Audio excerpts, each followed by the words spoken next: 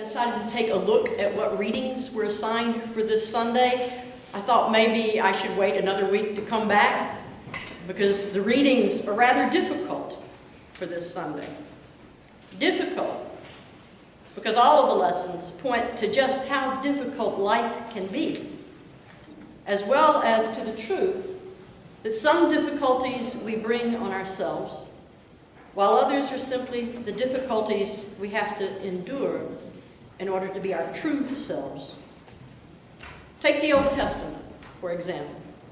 The Old Testament highlights the truth that sometimes life is difficult because we bring the difficulties on ourselves. Thanks. In it, the prophet Isaiah speaks a word that God has put on his heart and in his mind. He speaks a word to a people who are in the midst of bringing great difficulties on themselves. After the Hebrew nation had been established by David, after it had reached opulence under David's son Solomon, it began to crumble after Solomon's death. Generations later, a divided nation, a northern kingdom of Israel and a southern kingdom of Judah, both stood on the brink of foreign occupation and destruction. And God tells them through Isaiah that he is going to allow this disaster to fall upon them, that he is not going to rescue them from it because they have brought it on themselves. And if they are to be healed, they must first recognize what it is that they have done. The last lines of the passage say it all. For the vineyard of the Lord of hosts is the house of Israel, and the people of Judah are his pleasant planting. He expected justice, but saw bloodshed. Righteousness, but heard a cry.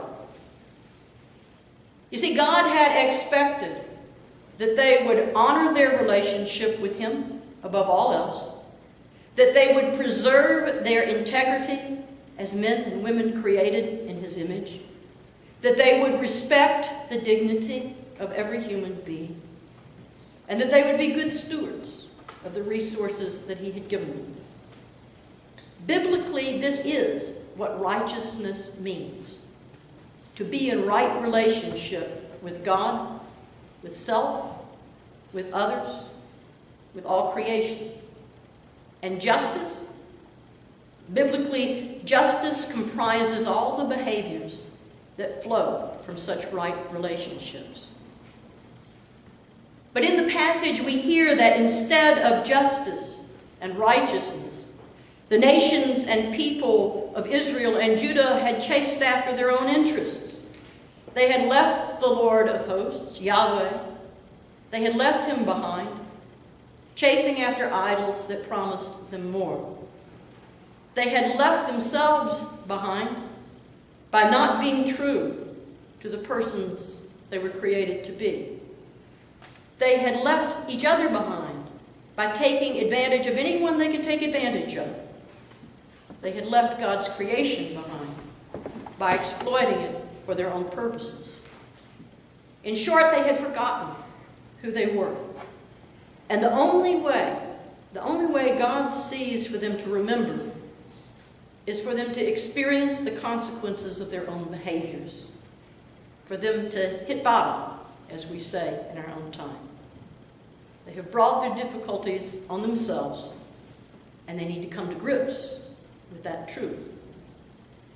But not all difficulties are brought upon ourselves in this way.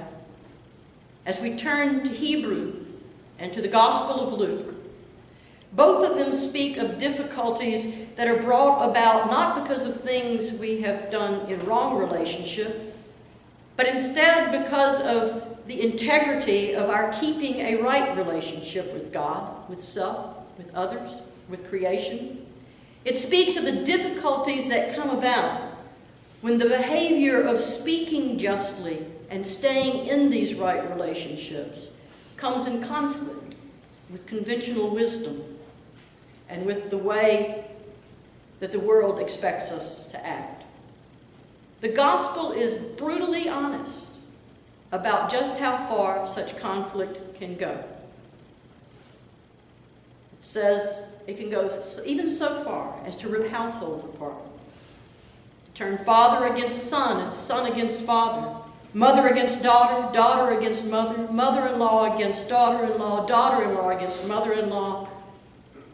The difficulties that come about sometimes by our standing fast and holding fast to the integrity of who we are and who we were created to be can cause conflict. So the difficulties of life come in two types.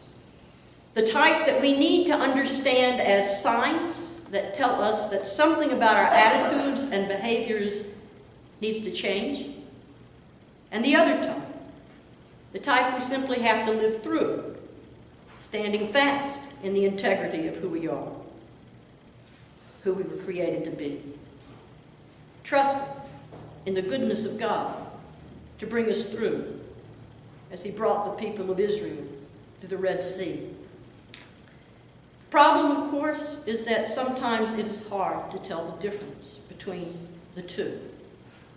Sometimes it's hard to tell when the difficulties that we experience in life are wake-up calls requiring a change, or simply the kind of difficulties that have to be endured. And many times, in fact, maybe most of the times, our difficulties include a bit of both. Some things we need to change, some things we need to hold fast to, even in the face of conflict. And that is why it is important to learn to read the signs. That's what Jesus is getting at the end of this morning's gospel reading, when he asks the crowd why they can't seem to interpret the present time, even though they are very skilled at interpreting the weather. He is, of course, speaking here to their inability to grasp at all the things he's been trying to tell them and show them. But one of these things that he has tried to tell and show is how to deal with the difficulties of living life. We have to learn how to read the signs. We have to learn how to tell when the signs are signs of change and when the signs are signs of holding fast. So that's the question, isn't it? How do you tell? How do you tell the difference? How do we interpret our present circumstances? How do we read the signs? I will tell you that there are plenty of people and organizations, both religious and secular, which are only too ready to answer your questions, to tell you that they have the silver bullet, the answer to what you need to change and what you need to keep, even what you need to try and what you need to experiment. But there is no silver bullet. There is no one pat answer. There is instead a process